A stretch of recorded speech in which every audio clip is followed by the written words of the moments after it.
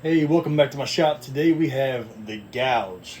Pretty serious gouge on the tabletop. I'm going to show you how to fix it the simple way with the minimum sanding, a few products. You'll never know it's there. First, we'll show you the products we use. We're using Mohawk 2-part epoxy. It's walnut. I'm going to use liquid wool lube. I'll show you how to do that. That's the secret. And a couple of small brush tip markers, keep it small. That's the whole objective. And top coat with satin flow out. Flows out the finish. It's good stuff. All right, so we got the 2-part epoxy. Mix it together. A small little bit here. Make sure you mix it till it's one color. All right, so the epoxy is all mixed up. The gouge is clean. All the burrs are gone. It's flush. I did a little bit of 400 sanding, just lightly. Looks pretty good. Now for the epoxy. Pinch off a little bit. Push in. Push in. I start from the middle and go from the inside to the out. Inside to the out. There's a reason why. The small squeegee here is probably for I don't know, wallpaper or window tint. You can use it for anything. It's got a nice clean edge. Make sure your edges are clean. No scratches, no burrs. Now we have the wool lube. Wool lube, I'm going to pour it on top of the epoxy, but you got to open it up again. My God. I'm going to start from the middle and go out. Push the epoxy in. See the excess right there? That's what we want. Start in the middle. Push the epoxy out. This is like a burn-in, but a whole lot easier without burning the finish. Just a little bit, go back and forth. With the burn-in, you stop, you burn the finish. It's a lot of heat. Some finishes nowadays are just too cheap, they can't handle the heat. So use the wool lube here, pushing the epoxy in. I start from the middle and go out because if you start on the end, you might pick up the edge of the epoxy and roll it back up.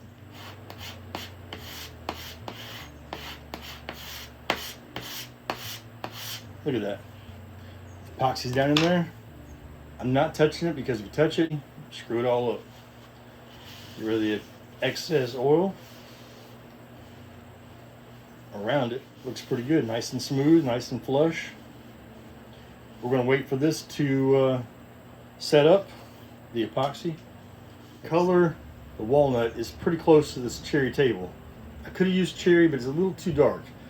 Always want to be light. Too dark, too obvious, too noticeable.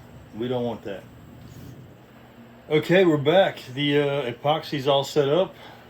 That's the extra I had. Nice and smooth. No major voids. This is an open grain, so come back with a razor blade and cut some small lines for the grain. I know you're probably thinking to yourself, it's easy with the damage going with the grain. It is. If it happens across the grain, that's when you got to be a little more artistic with the colors. Again, keep it small. Don't get the aerosols and start spraying stuff with powders. The tabletop, the light hits it, you're going to be able to see it. So, like I said a million times before, keep it small. I'm going to wet sand it just a little bit with the wool lube with some 400. This is 400 wet sandpaper. A little bit of oil, flat sandpaper, not too much, it's just a little excess, just a little bit sanding with the grain. Very minimum sanding. That feels pretty good. Let's get some cleaner. Use some wax wash and a paper towel, clean it off, and then we'll go. Now for you furniture flippers, I'm talking to you, people who paint the furniture.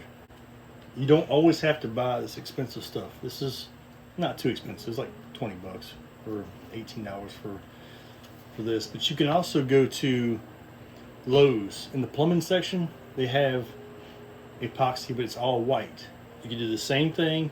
It does the same exact as this. Follow the same steps. Wool lube, you probably have to buy this through Mohawk or Find. So now we have a nice repair. It's filled in. The epoxy's all in there. It's nice and smooth. Didn't sand too much. Now with the brush tip markers, these are very small tip markers. See that? Very small tip. It's for very fine touch-ups. It's come in handy a lot. But for this one, start with the lightest. Lightest always, because you start dark, you screw it up, it's obvious. Light's better. So we use the, this is called honey spice. Just touch up the epoxy. Do not top coat the epoxy. You'll seal up the epoxy, and this will not stain the epoxy. I'm loving this. This color is perfect. The lines, back of your thumb, just tap it. It's looking like it's never there. It's really perfect. Let's see. You could add some grain to it, but it's not necessary. It's so small. The gouge is probably about 1/8 of an inch wide. Tap it.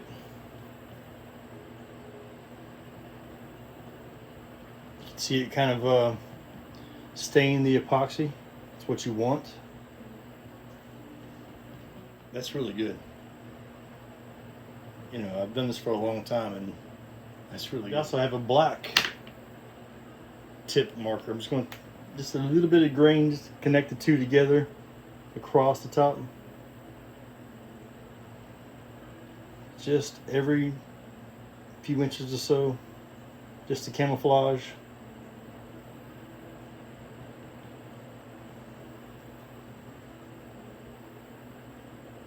I can see the glare of the polished epoxy. That's all I can see. It's pretty much gone. It's filled in. It is a great repair. Now we're going to come back with the blender flow out satin. Make sure you shake it up. And just as a tip, as a furniture repairman, always look at your can first. Always look at your can. I had picked up white primer before by mistake, and you know what happens. Get this stuff off the table before we start spraying, before you leave halos and round circles of whatever's there.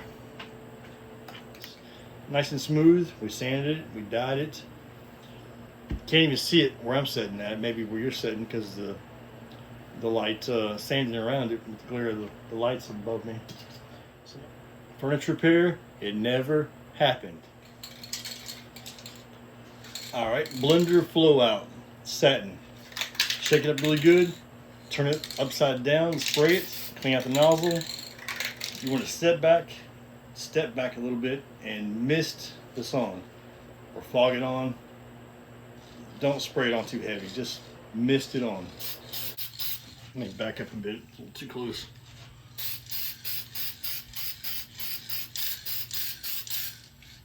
Exactly what it says, it flows out. All right, guys, I'm back. I walked away for a little bit, came back to it. I can't even find my own repair, so I guess I did a good job. Hopefully you liked it. Hopefully I taught you something. And if you would be so kind to like it and subscribe, I've got some more videos for you. And if you don't mind, put some comments down below and tell me what you want to see next. Thanks, guys. Have a good one.